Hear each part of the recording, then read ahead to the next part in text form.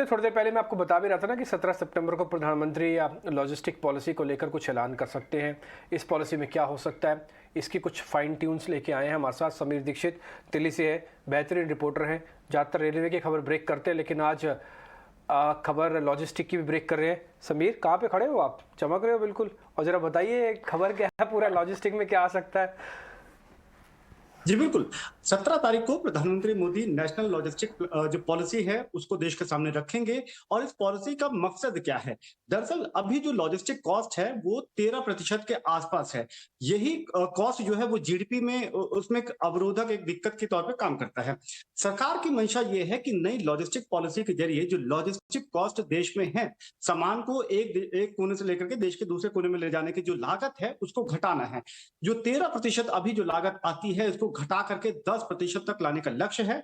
और ये लक्ष्य सरकार को लगता है कि वो साल 2030 तक हासिल कर पाएंगे। जो ग्लोबल बेंचमार्क है 8% का, सरकार उसको लेकर के चल रही है। लेकिन एकदम से बड़े छलांग लगाने के बजाय सरकार फिलहाल 10% को अपना बड़ा लक्ष्य लेकर के चल रही है। और जितना लॉजिस्टिक कॉस्ट कम होगा उतना ही सरकार को अपने जीडीपी में इजाफा होता हुआ नजर आएगा। यही वजह है कि जो लॉजिस्टिक पॉलिसी है, इसका जो विजन है, इसका जो मूल भाव है वो यही है कि सस्टेनेबल ट्रांसपोर्टेशन सिस्टम आप देश में बनाएं, एक रिलायबल, एक भरोसेमंद ट्रांसपोर्टेशन सिस्टम हो और कॉस्ट इफेक्टिव हो। तो ये उसका विजन रहने वाला है। इसके अलावा जो नेशनल लॉजिस्टिक पॉलिसी में एक बड़ी बात ये होगी कि अलग अलग 7 अलग अलग मंत्रालय, जिसमें सड़क परिवहन मंत्रालय, एविएशन मिनिस्ट्री, रेलवे मिनिस्ट्री, ऐसे 7 जो मंत्रालय हैं उनके अभी क्या है वो 35 डिजिटल प्लेटफॉर्म उनके अलग अलग चल रहे हैं। अगर आपको रेलवे की मैं बात करूं तो रेलवे में जो फुट ओवर ब्रिज बनना है या रेलवे के किसी जमीन से अगर आपको कोई पुल बनाना है तो उसके लिए अलग डिजिटल प्लेटफॉर्म है। तो ऐसे अलग अलग मंत्रालयों के जो डिजिटल प्लेटफॉर्म है उनको एक ही जगह पर लेकर के आया जाएगा। उसका नाम होगा यूलिप, यानी कि unified logistic interface policy. ULIP के आने से क्या होगा कि जो भी इंफ्रा के प्रोजेक्ट हैं उनको सरलता से उसको क्लियरेंस मिल पाएगी। तमाम जो अप्रूवल्स है उसके लिए अलग अलग दरवाजे में भटकना नहीं पड़ेगा। तो ये नेशनल लॉजिस्टिक पॉलिसी के जरिए सरकार एक बड़े लक्ष्य की तरफ बढ़ना चाहती है। वो ये है कि जो लागत है उसको कम करना। और आपको ये भी बता दें कि फिलहाल जो सरकार ने ये किया है कि देश के जो इंफ्रा प्रोजेक्ट है जहां अटके हुए हैं, ऐसे प्रोजेक्ट को 3 कैटेगरी में विभाजित किया है। वो है क्रिटिकल, वेरी इंपॉर्टेंट और इंपॉर्टेंट। क्रिटिकल प्रोजेक्ट मसलन जैसे मान लीजिए कोयले का शिपमेंट एक कोने से दूसरे कोने करना है और कहीं पर दिक्कत आ रही है तो उसको फौरी तौर पे एड्रेस करके, यानी कि साल भर के भीतर उस दिक्कत को दूर करना। वेरी इंपॉर्टेंट 1 से 2 साल, और जो इंपॉर्टेंट है उसमें अगले 4 से 5 साल के तहत योजना बनाई जानी है। तो इन तमाम योजना के साथ में सरकार नेशनल लॉजिस्टिक पॉलिसी को 17 तारीख को लॉन्च करेगी, प्रधानमंत्री लॉन्च करेंगे। और उसके बाद सरकार को लगता है कि आने वाले अगले 5 से 6 सालों में तकदीर वो बदल पाएंगे। जी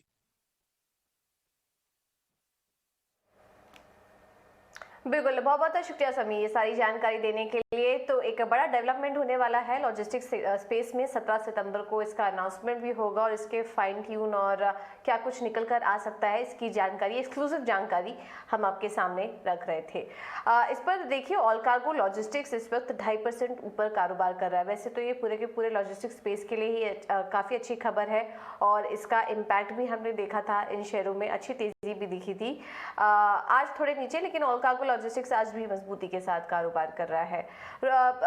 मिस्टर शेट्टी, आपसे समझना चाहेंगे लॉजिस्टिक्स शेयर्स पर क्या व्यू बन रहा है आपका, और क्या इन कंपनियों में से कहीं कोई ट्रेड देख रहे हैं आप, कोई कंपनी अच्छी लग रही है आपको?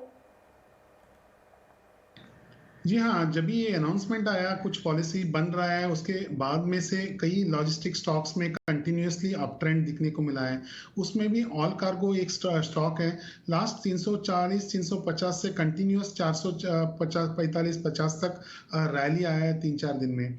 टेक्निकली इतना फास्ट रैली, स्विफ्ट रैली के बाद जब भी अनाउंसमेंट होगा उसके बाद में एक प्रॉफिट बुकिंग या कंसोलिडेशन होने का एक चांसेस संभव रहता है। मेरे ख्याल से रिस्क एंड रिवार्ड रेशियो के हिसाब से उतना लॉन्ग के लिए अभी तो फिलहाल तो चांसेस नहीं है।